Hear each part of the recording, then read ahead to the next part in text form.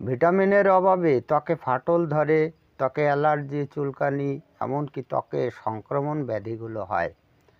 আজকের ভিডিওতে আমি আপনাদের জানাবো যে সমস্ত ভিটামিনের অভাবে অ্যালার্জি হয়, একাধিক ভিটামিন রয়েছে অবশ্য, সে সমস্ত ভিটামিনের নাম এবং সেই ভিটামিনের খাদ্য উৎস এবং অ্যালার্জি চিকিৎসার জন্য আমাদের হোমিওপ্যাথি মতে কয়েকটি ভালো রেমেডির নাম সম্পর্কে বিস্তারিত তথ্য আপনাদের জানাবো। ভিডিওটি ভালো লাগলে লাইক, কমেন্ট, শেয়ার করবেন এবং আপনি যদি এই চ্যানেলে নতুন এসে থাকেন তাহলে চ্যানেলটিকে সাবস্ক্রাইব করে রাখবেন পরবর্তীতে নতুন ভিডিওর নোটিফিকেশন সবার আগে পাওয়ার জন্য। আমি প্রথমেই ভিডিও কন্টেন্টটি লিখে নিচ্ছি।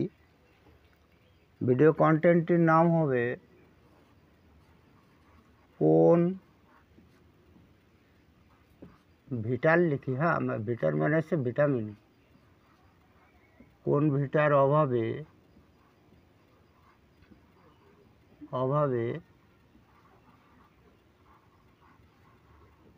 অ্যালার্জি হয়। ভিডিওটি কিন্তু ভীষণ গুরুত্বপূর্ণ, এই অ্যালার্জির সমস্যায় জর্জরিত মানুষ।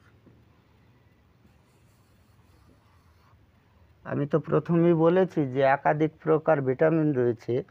আমি প্রত্যেকটি ভিটামিনের নাম লিখব এবং আমাদের কোন কোন খাদ্যের মধ্যে সেই ভিটামিনগুলো পাওয়া যায় সে সম্পর্কেও তথ্য আপনাদের জানাবো।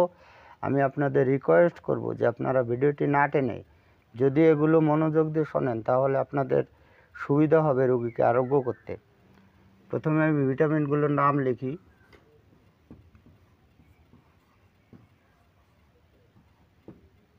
আচ্ছা, লিখবো ভিটামিন এবং সোর্স লিখবো। হ্যাঁ, সোর্স মানে হচ্ছে খাদ্য উপাদান।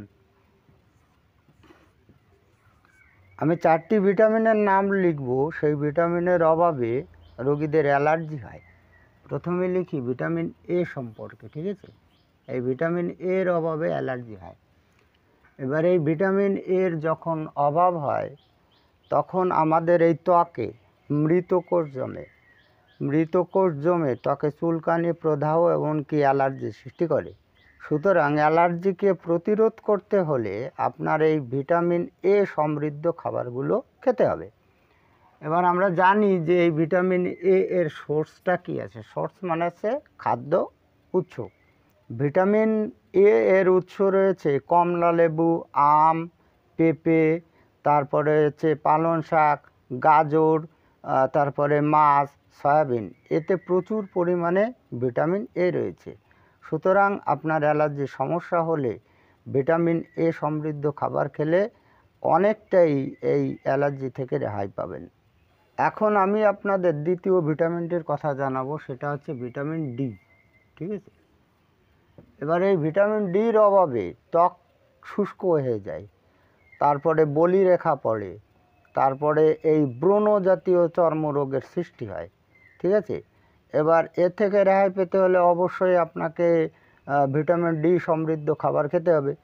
এবার এই ভিটামিন ডির সোর্সটা কী আছে, এই ভিটামিন ডি নিয়ে আমি কয়েকটি ভিডিও বানিয়েছি, তবু আমি বলে দিচ্ছি।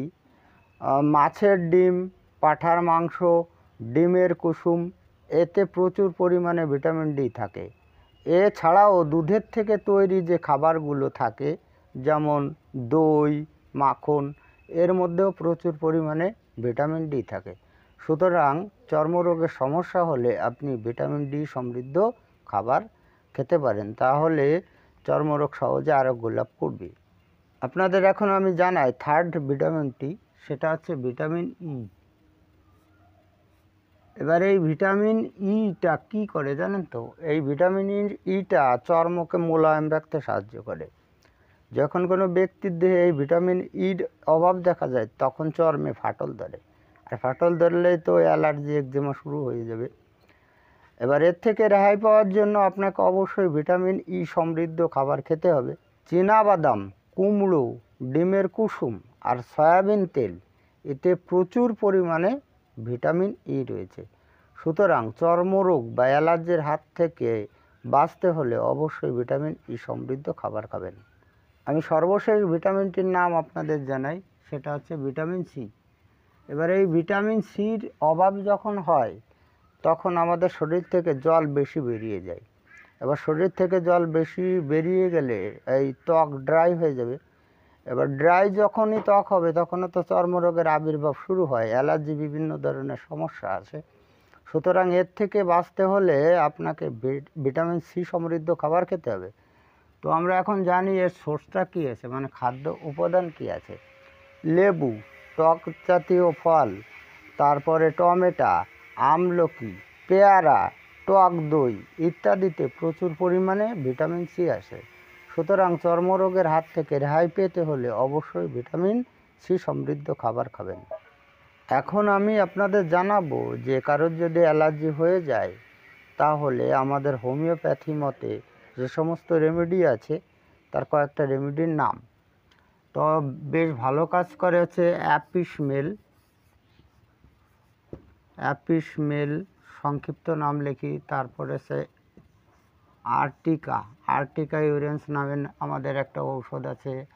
তারপরে আর্সেনিকাম অ্যালবাম নামের ঔষধ আছে, ঠিক আছে। তারপরে হচ্ছে অ্যান্টিমটার্ড আমাদের ঔষধ আছে। তারপরে হচ্ছে ন্যাট্রাম সালফ ঔষধ আছে। তারপরে হচ্ছে সালফার আছে। এই ঔষধগুলো অ্যালার্জির জন্য বেশ ভালো কাজ করে। তো এই ঔষধ যদি আপনি ব্যবহার করতে চান তাহলে 6 বা 30 শক্তি সূক্ষ্ম মাত্রায় ডোজ বানিয়ে ব্যবহার করবেন। তবে আপনাদের একটা রিকোয়েস্ট করি যে চর্মরোগ চিকিৎসার জন্য এলএম পোটেন্সি সব থেকে উত্তম। অনেক রোগীর ক্ষেত্রে দেখা যায় যে চর্মরোগের ক্ষেত্রে সেন্টিসিমেল পোটেন্সি অ্যাগ্রাভেশন এনে দেয়, মানে বাড়ায় আর কি। তো তখন সমস্যার সৃষ্টি হয়। এবার এলএম পোটেন্সিতে এই সমস্যাটা হবে না। আর যদি আপনি এই সেন্টিসিমেল পোটেন্সি 6 বা 30 শক্তি যদি ব্যবহার করেন তাহলে সূক্ষ্ম মাত্রায় ব্যবহার করবেন। সূক্ষ্ম মাত্রায় আমি যেভাবে ডোজ বানানোর কথা বলি তাহলে রোগের অ্যাগ্রাভেশন হবে না। যাই হোক, আজকে এই পর্যন্তই। খুব তাড়াতাড়ি ফিরে আসবো নতুন গুরুত্বপূর্ণ বিষয়বস্তুর ভিডিও নিয়ে। দেখা হচ্ছে নেক্সট ভিডিওতে। ততক্ষণ আপনারা ভালো ও সুস্থ থাকুন। জয় হ্যানিম্যান, জয় হোমিওপ্যাথ।